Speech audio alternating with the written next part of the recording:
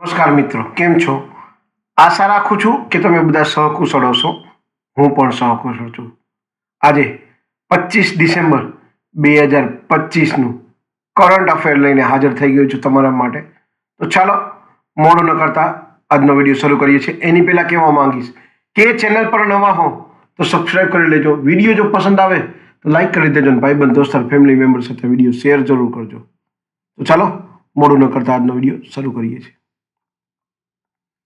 25 December 2025 current affair. પહેલો પ્રશ્ન છે, ભારતીય નૌસેનાનું સૌથી મોટું વોટર જેટ યુદ્ધપોત કયું છે અને ક્યાં કમિશન કરવામાં આવ્યું? સાચો જવાબ છે એનો ભારતીય નૌસેનાનું સૌથી મોટું વોટર જેટ યુદ્ધપોત અંજદીપ છે, જેને ચેન્નઈમાં કમિશન કરવામાં આવ્યું છે. ઓકે. બીજો પ્રશ્ન છે, ગુજરાતના લોથલ ખાતે રાષ્ટ્રીય સમુદ્રી વારસા પરિસરના વિકાસ માટે ભારતે કયા દેશ સાથે ભાગીદારી કરી છે?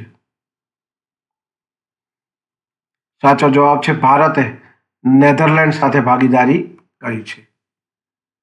ત્રીજો પ્રશ્ન છે, તાજેતરમાં ફ્રાન્સના પ્રતિષ્ઠિત સાંસ્કૃતિક પુરસ્કારથી કોને સન્માનિત કરવામાં આવ્યા છે?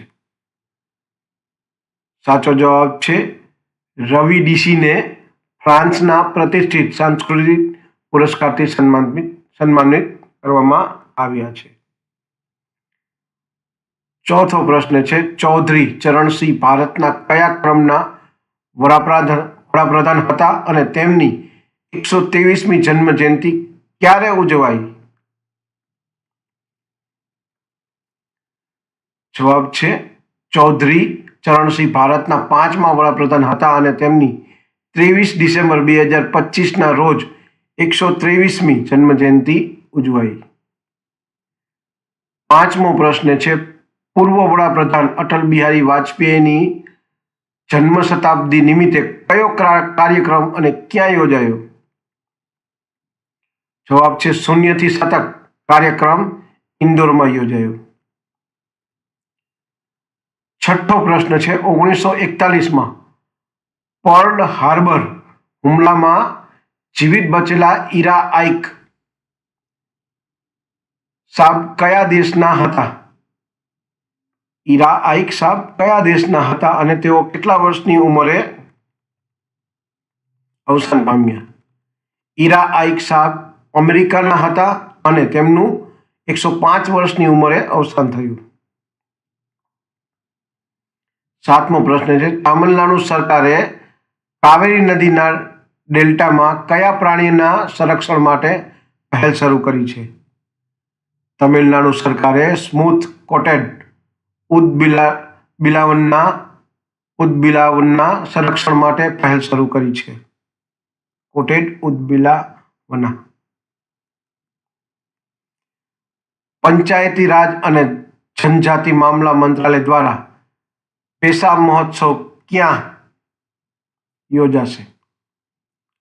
સાચો જવાબ છે પેશાબ મહોત્સવ વિશાખાપટ્ટનમમાં યોજાશે. નવમો પ્રશ્ન છે, દુનિયાનું સૌથી મોટું પરમાણુ વીજળી કેન્દ્ર કયું છે અને તેને ફરી શરૂ કરવાની મંજૂરી કયા દેશમાં આપી? દુનિયાની સૌથી મોટું પરમાણુ વીજળી કેન્દ્ર કારીવા છે અને તેને ફરી શરૂ કરવાની મંજૂરી જાપાને આપી છે. કારીવા છે. યાદ રાખજો, પ્રશ્ન પૂછાયો છે. 10મો અને છેલ્લો પ્રશ્ન છે, પશ્ચિમ બંગાળ સરકારે પોતાની 100 દિવસીય રોજગાર યોજના કર્મશ્રીનું નામ બદલીને શું રાખ્યું છે? સાચો જવાબ છે પશ્ચિમ બંગાળ સરકારે કર્મશ્રી યોજનાનું નામ બદલીને મહાત્માશ્રી રાખ્યું છે. તો આ હતા 25 ડિસેમ્બર 2025ના કરંટ અફેરના 10 પ્રશ્નો અને તેના જવાબો. આવા જ પ્રશ્નો પરીક્ષામાં પૂછાતા હોય છે, તો વાંચી અને યાદ રાખવા વિનંતી. ઠીક છે, આવા જ નવા કરંટ અફેરના વિડીયો તમારા માટે લાવતો રહીશ. જો આ વિડીયો તમને ગમતો હોય તો વિડીયોને એક લાઈક કરી દેજો.